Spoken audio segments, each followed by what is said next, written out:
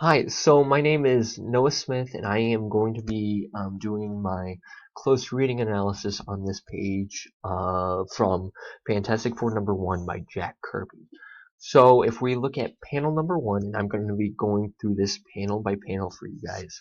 If we look at panel #1, I look at it as an additive panel where the words are adding to the image's impact. In this case, the words add a more comic and ironic reading to the action, where the picture depicts a more serious or horror scenario.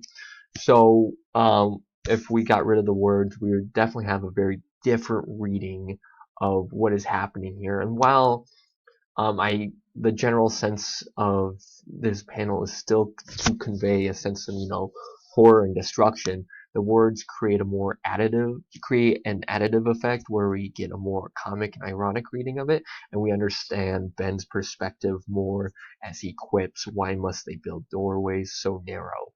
Um, Overall, the panel isn't too detailed, leaving room for Kirby to focus on the action of Grim breaking through the door. Without needing to pay attention to the detail of the background, Kirby can focus on the chaos of the falling beams and shattering glass, and the cracks in the wall.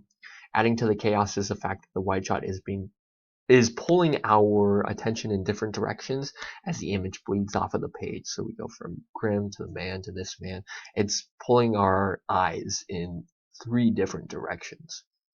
If we move on to panel 2, we notice that the type of closure that Kirby is employing is action to action. These first two panels have an action then reaction type of relationship, as we have Ben breaking through the door, which is the action, and then this next panel is the officer's reaction to Grim breaking through the door. It helps that their reaction and general movement flow in the same direction that our eye is going, as we already read from left to right. It's also interesting to note how Kirby squeezes a wide shot to the edge of a page, specifically creating it. For me, it creates a sense of movement and kind of claustrophobia. There's no detail in the background so that the reader can focus on the police officers drawing the guns. Also, to add to the chaos of the movement, the image bleeds outside the panel.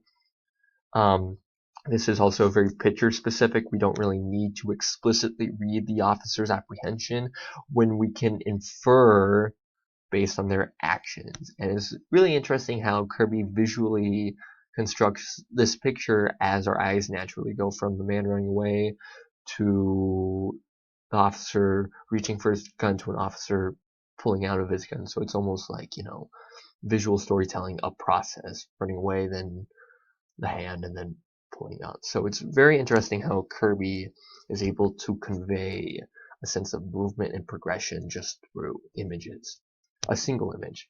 If we go to panels 3, 4, and 5, Kirby continues to create an action-to-action type of closure using a kind of reverse shot in panels 3 and 4 along a 180-degree rule line.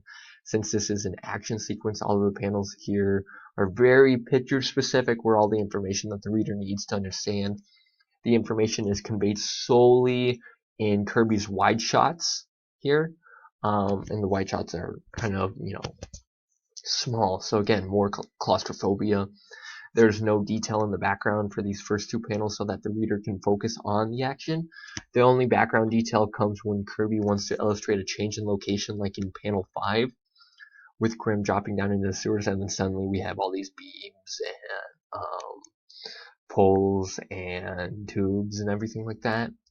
Much like an action sequence in a movie, where all the shots in an action sequence last for a general, equal amount of time, all the panels here share just about an equal amount of space. No panel is really that much larger than another.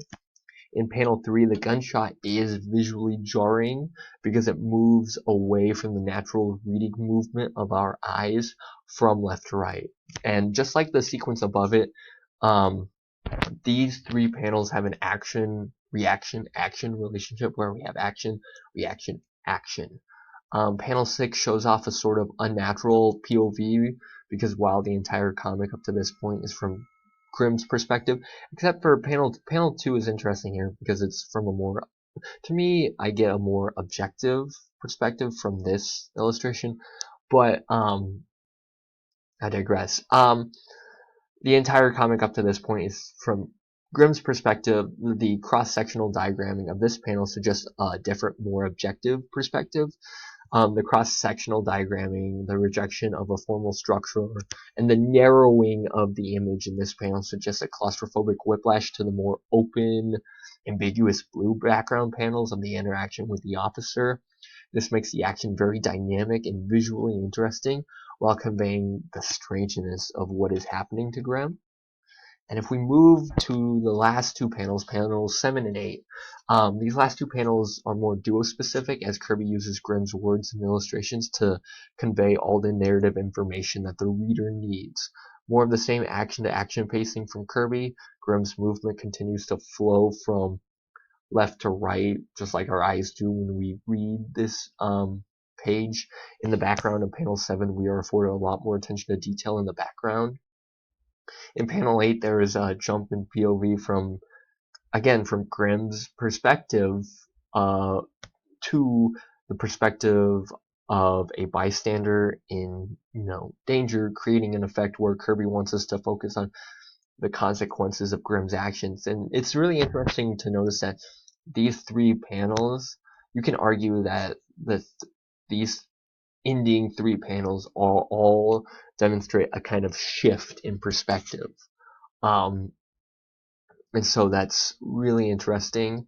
And Kirby really wants us to focus on the consequences of Grimm's actions, even if they are accidental and Grimm is just trying to get home. The shifting perspective adds to the chaos of Grimm's situation. More of the same film cutting with both frames being very equal in size and scope to each other is very interesting that Kirby forgoes with the cross-sectional diagramming in this panel to create a sense of parallelism. He doesn't want to create a sense of parallelism between Grimm entering the sewers and him leaving the sewers. Instead, he is much more interested in the shock of Grimm emerging from beneath the earth, like a scene ripped from a classic monster film.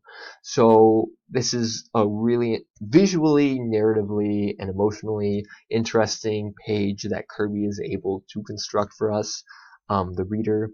And I'm just really excited to hear your feedback on my analysis and any ideas you have. I really look forward to hearing it. Thank you so much for checking out my video. Thank you.